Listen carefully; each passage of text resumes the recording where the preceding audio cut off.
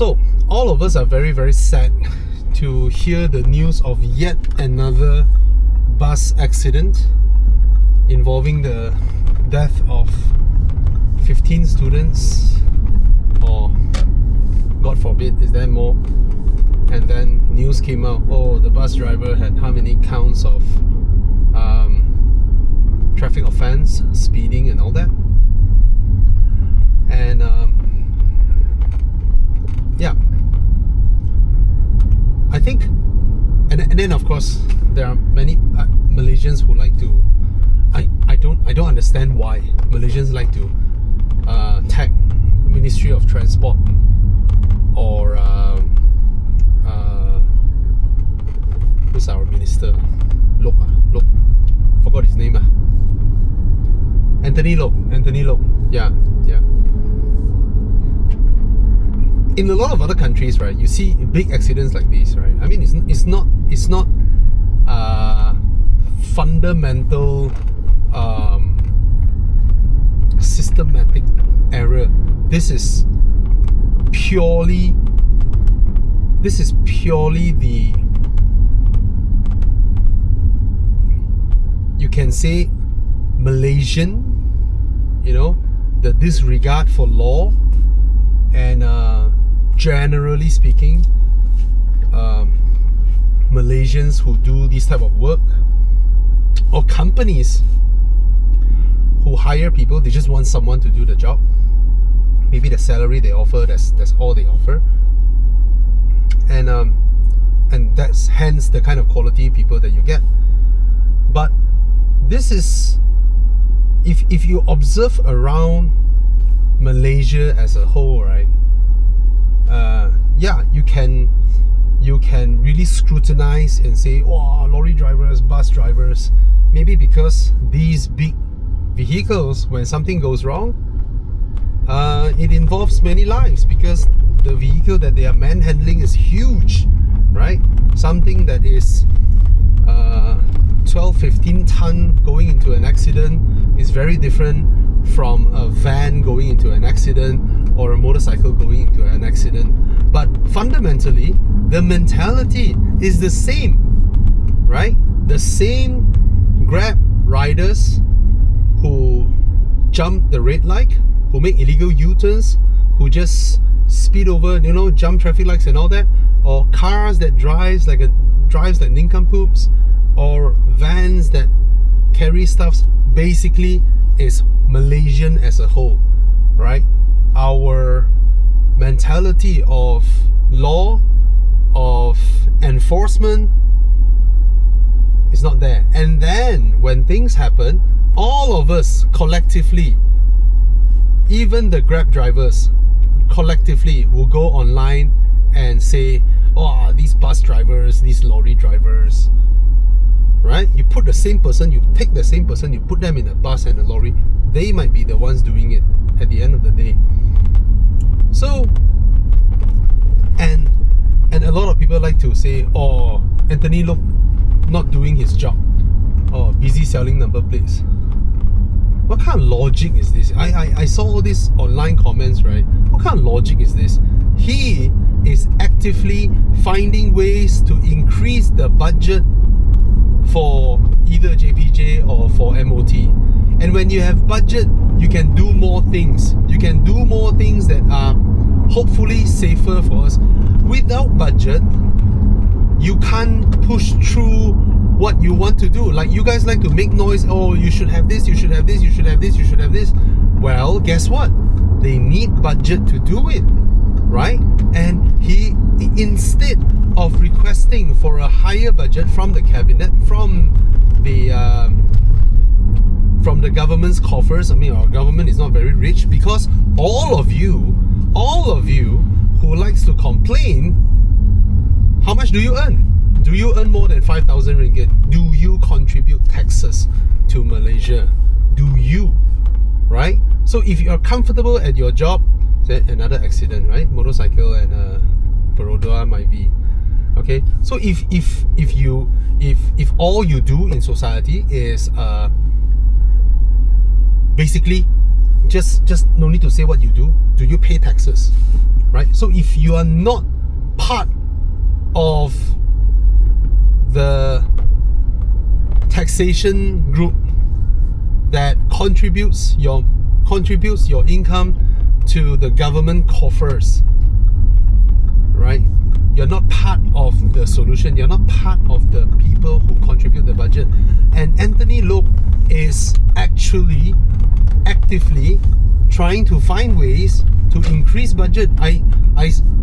I would say selling number plates is a good thing, right? Only rich people play number plates. They bid number plates 60,000, 70,000, 100,000. Good. It's very good. They are happy, right? You ask them to pay 100,000 tax, they are unhappy, right? They got a number plate. Number plate is what? It doesn't mean anything, but they are happy. All right. So what Anthony Loke is doing is good.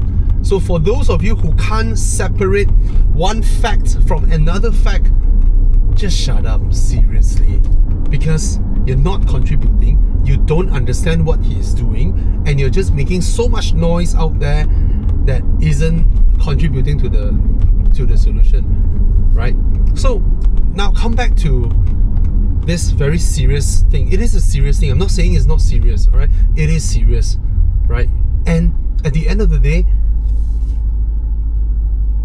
let's say we don't change our Ministry of Transport. Nothing can be done. Nothing. We don't do anything. Enforcement stays the same. JBJ, police, everything stays the same. Government just enact a law. Okay? We are no longer hiring Malaysians as lorry drivers and bus drivers. Alright? Every lorry and bus driver, we will pay the equal salary of what they pay in Japan, and we will only hire Japanese. Treat them as expats. Give them a place to stay, and then give them allowance. Their kids can come here with their wives, and they all work as bus drivers, just as per what they are doing in Japan. I tell you, the buses and the lorries would be fantastic without MOT doing anything, without police doing anything. So now you see the problem. It's not about how much income they get, it's what type of people that are hired, right? Unfortunately, we Malaysians are like that. Bus, car, whatever, everyone, right? So this is part of the problem. Now, since we can't escape, since it's not MOT's fault, like I proven just now, I said if you hire a bunch of Japanese, only Japanese people can drive our buses and lorries. They would do it properly, right? Right? So that means it's not our ministry not doing anything. It's us, our problem. So then how to solve this, since we cannot afford to hire Japanese and all that, right? It's impossible, right? Because how much they pay for drivers. Now, is this a pay problem? I don't know. I don't run a bus company, but I believe all these bus companies have license or concessionaries. I don't know. I do not know how the intricacies of that work, but I believe most are either consortiums or some datos or tanstris. Probably they have the license and then they hire bus drivers. And in terms of how they compensate them, I'm not sure as well. But then lorries, I do know, to prevent them from being lazy and all that, probably there is how many trips you did this month, right? If you did X amount of trip, then this is your pay, yada yada yada. And of course, there's been saying of black boxes and all that, but I saw the news today that that vehicle has 21 offense, the driver has 18 offense. Why is he still on the job? That begs a question, and that is sad to know. So ultimately, definitely it's that person's fault, but this is not the first time we have this. It keeps repeating. So you know, these people, when they drive their boss's bus, they drive their boss's lorries, do they care about the fuel consumption? Do they care about the maintenance? Do they care about the condition of the buses or the lorries? I think they couldn't care less, because it's not their property, right? Just like last time when we only have Post Laju to do our courier services, or we have City Link and all that, right? They are hired. The bikes belong to the company. They do or don't do, however they, you know. But now if you look at Grab, I know, Grab Food, Food Panda, what else? How many other kind? The orange color one is who? Who's that? What's the orange color one? Right? I know they are the ones who really rush around and speed through the traffic lights, ride dangerously because they want to earn more money, right? But on the flip side, start recording emergency video. On the flip side, look at how they treat their job. Look at how much they cherish their 5-star rating, 4-star rating, right? They say thank you, they put your food nicely, they take a photo. Why? Because it is their business, right? And I think probably there can be a way, right? If you think about it, those businesses that does franchise, the franchisees take care. I hate this. The franchisee takes care of the business, takes care of the property of that business, and treats the customers well. When it's a hired employee, they couldn't care less, right? They couldn't be bothered. So on that side, is there a way whereby we can enact some kind of law whereby bus drivers and lorry drivers, in order for them to drive safely and all that and not rush like that, and then their bosses would say, why you didn't hit your quota, you know, how many runs, I don't know. Maybe, just maybe, there can be a more systematic way whereby the law says these type of businesses must be co-owned. That means you are the bus licensee, right? You own the license, but in order for you to buy your bus, to have someone drive that bus, that means they cannot just simply hire someone and you go and drive, right? That person who drives that particular bus must be the co-owner of that bus together with you. Not exactly owner, but that business, right? He will see it as his own business. He will take care of his bus, right? If he runs into an accident, it's not so easy as though, company's insurance will take care of it, you know? So they will take care of their own business, right? They will be ultra careful with it, right? Just like all the Grab drivers, they are very careful with their cars because that's what they use to earn a living, right? And then probably the law can also suggest that in order to prevent this guy who is the co-owner of this bus hiring another bangla to drive the bus, maybe every bus must have the whole system of course, again, the black box, the sat-nav tracking, and also maybe a facial recognition thing on the entrance of the bus or the lorry's door. That's easy, right? We see the manless, what is called that, Panas Express, right? Convenience store with a facial recognition, and then the door unlocks. So easy. It's a very simple solution, right? And then, yeah, all these can be done to make sure that the system that was designed results in drivers that are co-owners of the bus they drive and not just an employee who don't care and just want to get the job done, just drive as fast as possible, you know, not that type. And probably that should improve things, I guess. Yeah, but at the end of the day, it's still Malaysians behind the wheel, and I think Malaysians need a fundamental reform of our education and our societal values, right?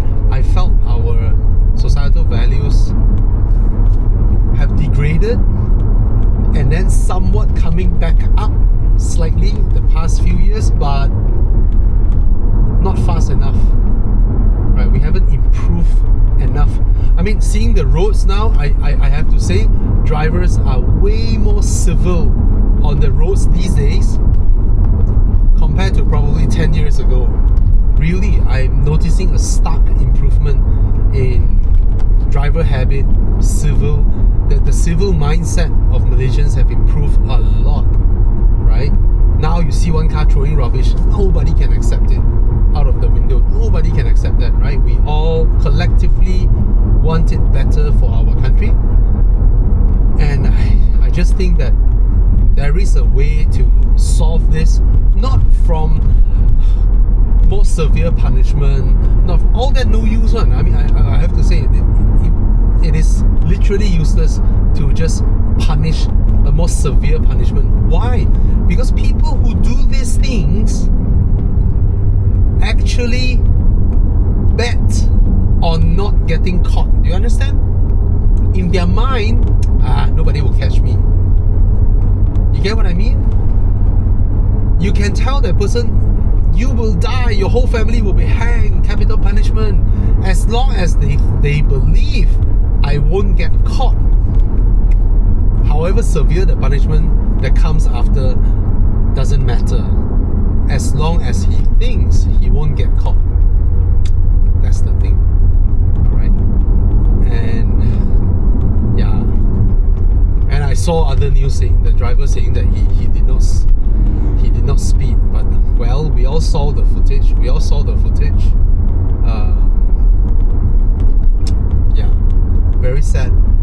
And to the families who lost their loved ones, really, really sad to even see the kids. Yeah. Well, I'm lucky enough, I'm blessed enough to be able to brave through the traffic every day for 4 hours, morning and evening, to pick up my kids, because I told my wife I have no faith in whatever van driver or whatever driver, other people's driver. I don't care. You know, at the end of the day, just don't put our lives at the hands of other people. I know some people have no choice, and sometimes my kids, the school field trip and all that, they also ride on these kind of buses. I'm actually petrified. Yeah, because, and I train my kids since young. Seat belts is a must. Even on buses, seat belts are extremely important. Alright.